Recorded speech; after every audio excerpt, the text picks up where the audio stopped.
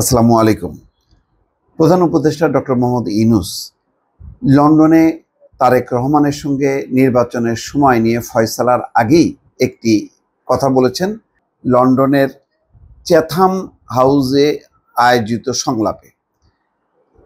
সংলাপে বা একটা অনুষ্ঠানে তিনি কথা বলেছেন। সেখানে নির্বাচন নিয়ে কথা বলেছেন। সেখানে বলেছেন দীর্ঘ 17 বছর পর দেশের ইতিহাসে সবচেয়ে সুন্দর নির্বাচন হবে, এটা ওনার প্রত্যাশা।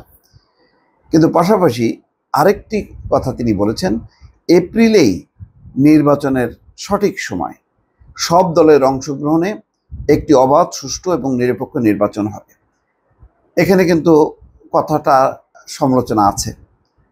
সমালোচনা হলো এই, এপ্রিলই নির্বাচনের সঠিক সময়, এই যে বলছেন, এটার কোনো ব্যাখ্যা নেই। অথচ বিএনপি এবং অন্যান্যদের পক্ষ থেকে বারবার বলা হচ্ছে যে এপ্রিল মাস কোনোভাবেই নির্বাচনের জন্য সঠিক সময় না। রমজানের একেবারে পরপরই এপ্রিল মাস, তারপরে সেখানে ঝড় বাদলের একটা সম্ভাবনা থাকে, এসএসসি পরীক্ষা থাকে, নানা কারণে বাংলাদেশে সবসময় শীতকালকে বেছে নেওয়া হয় নির্বাচনের জন্য, ডিসেম্বর, জানুয়ারি, ফেব্রুয়ারি।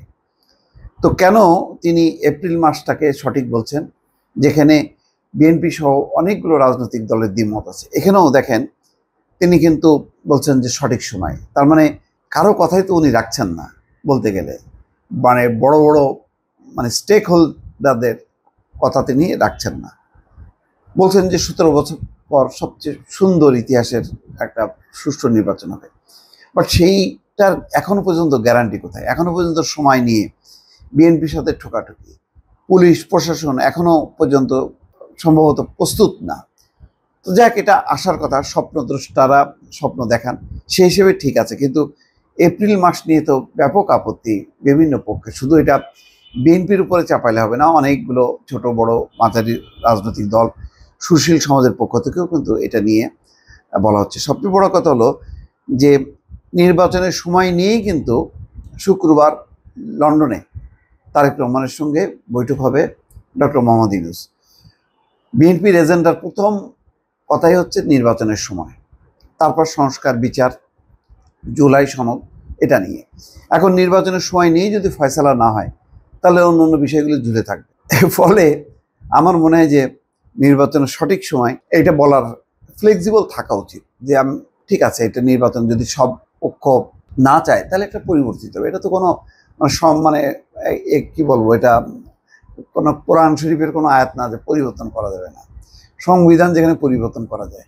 তো সুতরাং বৈঠকের আগে ভাগে এরকম সময়ের কথা বলে ফেলাটা, আমার ধারণা যে বৈঠকটা একটু হোঁচট খাবে। একটা আমিও ছাড় দেব, আমিও কথা শুনবো, রাখবো, এই মানসিকতা নিয়ে যদি দুই পক্ষই বৈঠকে না বসে, তাহলে সেখান থেকে কিন্তু সমাধান হবে না। আর তার চেয়ে বৈঠক না হওয়াই ভালো। আর বৈঠক যদি ব্যর্থ হয়, তাহলে এটা রাজনীতিতে এক খুবই নেতিবাচক প্রভাব পড়বে। এখন যে পরিবেশটা আছে, সেই পরিবেশটার কিন্তু আরও অবনতি ঘটবে। সুতরাং এখন বরং নির্বাচনের প্রথম যে কথাটি বলেছেন ওটা সঠিক, যে আমরা দৃঢ়ভাবে বিশ্বাস করি, আশা করি, প্রত্যাশা করি যে 17 বছর পর ইতিহাসের সবচেয়ে সুন্দর নির্বাচন করব। কিন্তু এপ্রিল মাস নির্বাচনের সঠিক সময়, এইটা বলা মনে হয় ঠিক হয়নি। আর একটা কথাও তিনি বলেছেন যে সব দলের অংশগ্রহণে একটি অবাধ, সুষ্ঠু ও নিরপেক্ষ নির্বাচন অনুষ্ঠিত হবে। এখন সেখানে প্রশ্ন আসতে পারে, আওয়ামী লীগের কী হবে? আওয়ামী লীগের ব্যাপারে যেখানে প্রধান উপদেষ্টা নিজেই বলেছিলেন যে আওয়ামী লীগ নিষিদ্ধের কোনো পরিকল্পনা নেই, সেটা নিষিদ্ধ করা হয়েছে। বলা হয়েছে যে বিচার পর্যন্ত। এখন সেই বিচার কবে শেষ হবে আর কবে নিষেধাজ্ঞা তোলা হবে? তো তাহলে কি এই নির্বাচনে যদি আওয়ামী লীগ পার্টিসিপেট করতে না পারে, এটা কি দেশে বাদ দিলাম, দেশে তো কেউ এটা নিয়ে আওয়ামী লীগের পক্ষে কথা বলার মতন কেউ নেই। পশ্চিমা বিশ্ব, ভারত, তারা কিভাবে এই নির্বাচনটা নেবে, এটাও কিন্তু ভাববার বিষয়। যদি কারোর কোনো আপত্তি না থাকে, তাহলে ঠিক আছে, আওয়ামী লীগ বাদ দিয়ে একটা ভালো নির্বাচন হতে পারে, একটা সুন্দর নির্বাচন হতে পারে। আওয়ামী লীগ যে অবস্থায় আছে, তারা যে পরিমাণ অন্যায়, অত্যাচার এবং গণহত্যা চালিয়েছে, এরপরে নির্বাচনে তারা পার্টিসিপেট করবে অন্য 10টা রাজনৈতিক দলের অধিকারের মতন করে, তারাও সেই অধিকার প্রয়োগ করবে, এটা প্রত্যাশা করা যায় না।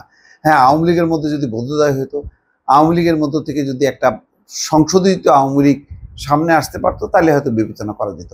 ফলে এটাও একেবারে সব দলের অংশগ্রহণ, এটাও বোধহয় সঠিক হবে না। বরং যেটা জাতিসংঘের প্রতিনিধি গোয়েন লুইস বলেছেন যে অংশগ্রহণমূলক নির্বাচন বলতে আমরা বুঝি জনগণের অংশগ্রহণ, দলের অংশগ্রহণ না। এই স্ট্যান্ডে যদি না যায় ইউনূস সরকার, তাহলে কিন্তু একটা ধরা খাওয়ার সম্ভাবনা আছে। দর্শক, ভালো থাকবেন। আল্লাহ হাফেজ।